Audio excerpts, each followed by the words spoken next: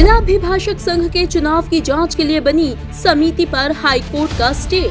जिला अभिभाषक संघ की महिला सदस्यों ने याचिका में समिति गठन को बताया था अवैधानिक। वरिष्ठ अभिभाषक अजय शंकर उकास ने बताया, जांच के लिए समिति गठन, जांच समिति के कृत्य को किया था याचिका में चैलेंज। उकास ने कहा, अलमारी का ताला तोड़ रिकॉर्ड जब्त करना भी अवैधानिक था। मामले में हाईकोर्ट डिवीजन बेंच ने जांच समिति द्वारा की जाने वाली किसी भी गतिविधि पर स्टे दिया। जांच समिति ने चुनाव रिकॉर्ड के लिए तोड़े थे अलमारी के ताले।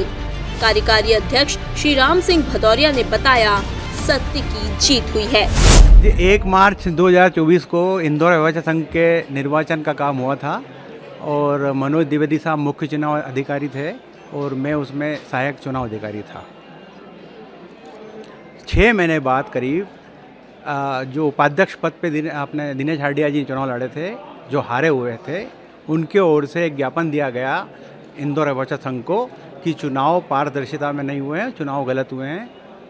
तो इंदौर अभिभाषक संघ का जो संविधान है वो यह कहता है कि कोई भी चुनाव से संबंधित विवाद का कोई क्षेत्राधिकार संघ को नहीं है। ना तो एग्जीक्यूटिव बॉडी उसको सुनवाई कर सकती थी, ना ही उसको जनरल बॉडी की मीटिंग में रखा जा सकता था। इसके बावजूद भी जिस संविधान के आधार पर वो उनका चुनाव जीते हैं, सेक्रेटरी महोदय हमारे और जॉइंट सेक्रेटरी और कोषाध्यक्ष और 3 एग्जीक्यूटिव मेंबर्स ने अवैधानिक तौर पर उस ज्ञापन को एग्जीक्यूटिव बॉडी की मीटिंग में रखा और उसके पश्चात जनरल बॉडी का आर्डर उसमें एग्जीक्यूटिव बॉडी ने लिया और जनरल बॉडी की मीटिंग में भी इलीगल तरीके से, जो कि वो उसको हेड कर ही नहीं सकते थे। संविधान कहता है कि जो अध्यक्ष चुनाव अध्यक्ष है उस मीटिंग को हेड करेगा, पर सेक्रेटरी महोदय ने इलीगल तरीके से मीटिंग का हेड बन करके मनमाने तौर पर जांच कमेटी का आदेश कर दिया और जांच कमेटी बना दी गई। जांच कमेटी भी हमारे यहाँ दुर्भाग्य की बात है, संघ के ही सदस्य हैं वो, उनको भी संविधान का पालन करना चाहिए, क्योंकि अपनी मात्र संस्था है, मात्र संस्थान का संविधान का यदि पालन नहीं करेंगे तो गलत बात है।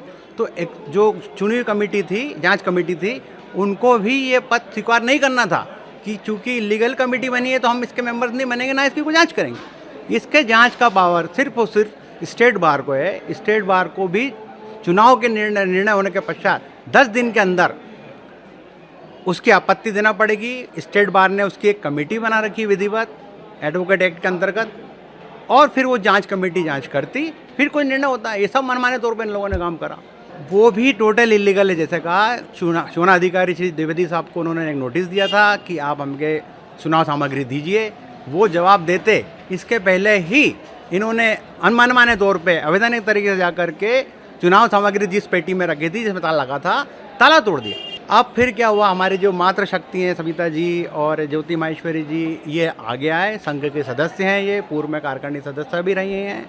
हमारे भदौरिया जी ने शिकायत भी करी है, उपाध्यक्ष महोदय जो हैं, हमारे जो 3 कार्यकारिणी सदस्य हैं वो लोग सब साथ थे। ये अध्यक्ष महोदय किन्हीं कारणों से, अपने व्यक्तिगत कारणों से, बॉम्बे जाने से, इन लोगों ने, उनकी अनुपस्थिति में भी कमेटी ने चुनाव की सामग्री जिसमें रखी थी ताले तोड़े गए। तो फिर उन्होंने माननीय उच्च न्यायालय में रिट याचिका लगाई कि ये जो भी कार्य हो रहा है अवैधानिक तरीके से हो रहा है। उसमें पंकज सोनी जी एडवोकेट की ओर से पिटीशन पेश की गई और वरिष्ठ अभिभाषक रविंद्र छाबड़ा जी की ओर से आज पैरवी की गई और डिवीजन बेंच में सुनवाई हुई, जिसमें माननीय उच्च न्यायालय ने प्रथम दृष्टया केस हमारा सही पाते हुए जो कार्यकारिणी सब जिन्होंने कहा इलीगल काम कर रहा है उस पर स्टे दे दिया। यथास्थिति है। अब अपनी जो कार्यकारिणी जो कमेटी चुनी हुई कमेटी है, कुछ काम नहीं कर पाएंगे और इनको जवाब देने के आदेश दिए। मैं तो सबसे पहले कहना चाहता हूं कि सत्य परेशान हो सकता है, पराजित नहीं। आज सत्य की जीत हुई है और दिनेश हार्डिया द्वारा, जो कि पूर्व में चुनाव लड़े थे, जो चुनाव हारे, उन्होंने एक ज्ञापन 56 लोगों का 56 लोगों का ज्ञापन दिया था।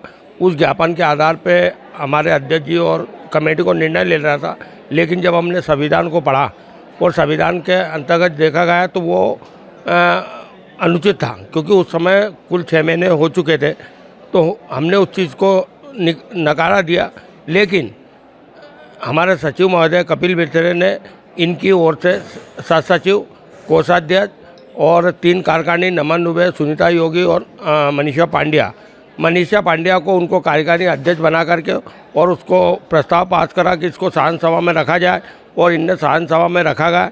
शासन सभा में केवल 12 लोग सम्मिलित हुए थे जिन्होंने हो हल्ला करके और इस संविधान को पारित कर दिया, जो कि न्यायोचित रहा है। उसी के आधार पर इन्होंने कमेटी का भी हमने विरोध करा संविधान को देखते हुए, और विरोध करने के बाद जब इन्होंने कमेटी बनाई, कमेटी बनाने के का हमने विरोध करते हुए माननीय हमारे सीनियर एडवोकेट अजय जी साहब के पास आए। हमने उनसे मार्गदर्शन लिया। मार्गदर्शन लेने के बाद एक याचिका सविता तिवारी को लेकर के हमने एक याचिका हाई कोर्ट में दायर की, और उस याचिका से आज हमको स्टे प्राप्त हो चुका है।